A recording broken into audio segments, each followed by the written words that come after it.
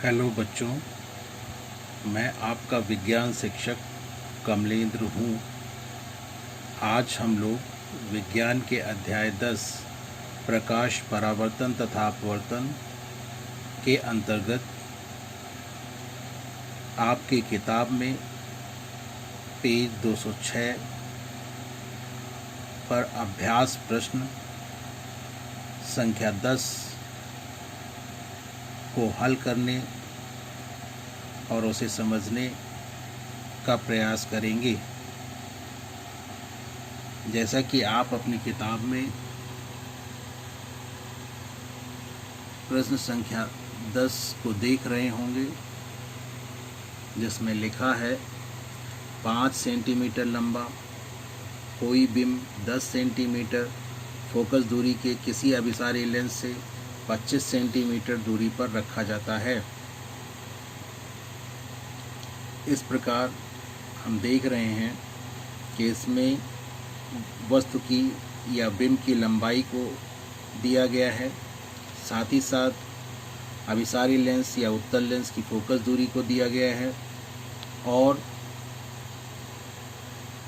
बिंब या वस्तु की अभिसारी लेंस से दूरी अर्थात बिंब दूरी 25 सेंटीमीटर के बराबर दी गई है। और प्रश्न यह कहता है कि प्रकाश किरण आरेख खींचकर बनने वाले प्रतिबिंब की स्थिति अर्थात स्मॉल v, साइज अर्थात प्रतिबिंब का आकार h डैश या I कैपिटल I और प्रतिबिंब की प्रकृति अर्थात हमें यह बताना है कि प्रतिबिंब वास्तविक बन रहा है या उल्टा आभासी बन रहा है, उल्टा बन रहा है या सीधा बन रहा है, ये सब हमें बताना है।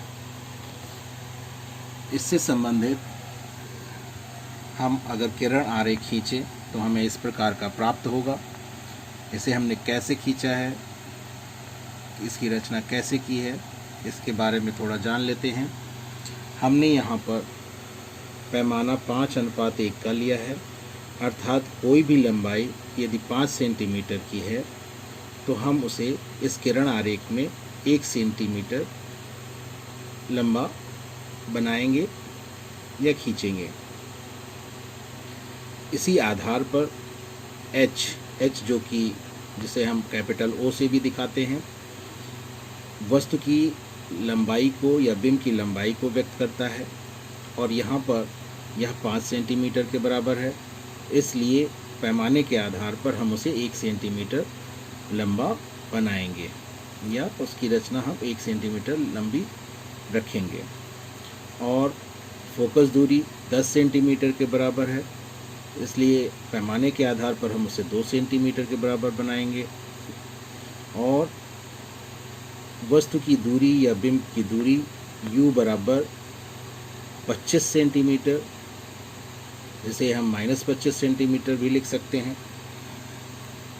तो उसे हम पैमाने के आधार पर 5 सेंटीमीटर या -5 सेंटीमीटर के बराबर लेंगे।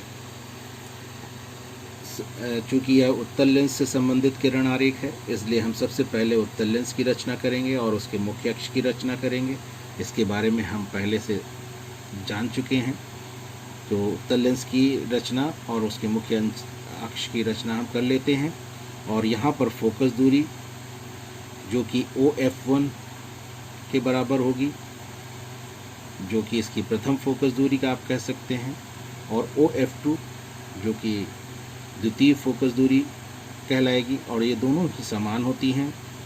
F1 प्रथम फोकस है, F2 द्वितीय फोकस है। इस आधार पर OF1 आपका 2 सेंटीमीटर होगा और OF2 भी 2 सेंटीमीटर होगा। और ये 25 सेंटीमीटर की दूरी पर बिंब रखी है अर्थात वस्तु रखी है, इसलिए OA बराबर आपका 25 सेंटीमीटर होगा, जो कि जिसे हम यहाँ पर 5 सेंटीमीटर के बराबर लेंगे।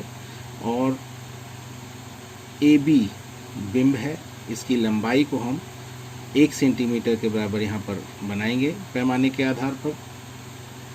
और इसके बाद हम इसका किरण आरेख प्राप्त कर लेते हैं और इस प्रकार हम पाएंगे कि इसका प्रतिबिंब बिंब ए बी का प्रतिबिंब ए डैश बी डैश हमें प्राप्त होता है।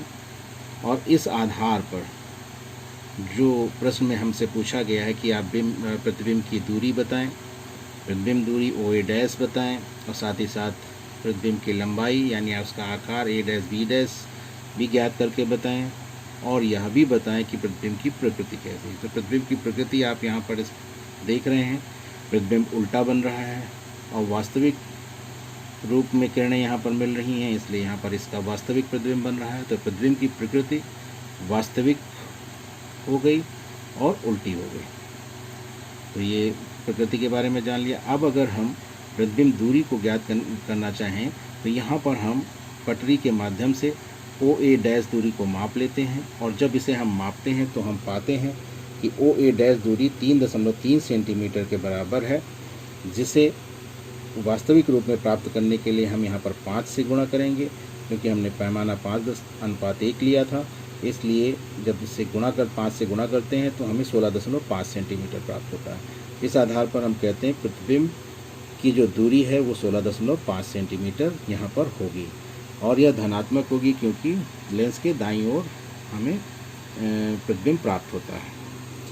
इसके बाद अब हमें अगर प्रतिबिंब का आकार ज्ञात करना है तो इस ए डैश बी डैश को भी हम पटरी के माध्यम से माप लेते हैं और मापने के पश्चात हमें ए डैश बी डैश 0.7 सेंटीमीटर के बराबर प्राप्त होता है और इस प्रतिबिंब की लंबाई को वास्तविक रूप में ज्ञात करने के लिए हम 5 से गुणा करते हैं, क्योंकि हमने पैमाना 5:1 का लिया था और इस आधार पर हमें 3.5 सेंटीमीटर प्रतिबिंब की लंबाई ज्ञात होती है और जिसे हम -3.5 भी लिख सकते हैं, क्योंकि प्रतिबिंब यहाँ पर उल्टा बनता है और उल्टे के लिए ही ऋणात्मक चिन्ह हम लेते हैं यहाँ पर। तो इस प्रकार हमने प्रतिबिंब की प्रकृति को, जो कि यहाँ पर वास्तविक प्रतिबिंब हमें मिल रहा है और उल्टा प्रतिबिंब बन रहा है, इस प्रकार हमने इसकी प्रकृति को भी जान लिया और प्रतिबिंब की दूरी और साथ ही साथ प्रतिबिंब की लंबाई को भी हमने ज्ञात कर लिया। इस प्रश्न में यदि कहीं समझने में कोई परेशानी आप लोगों को आती है तो आप मुझसे पूछ सकते हैं। इस वीडियो में बस इतना ही। धन्यवाद।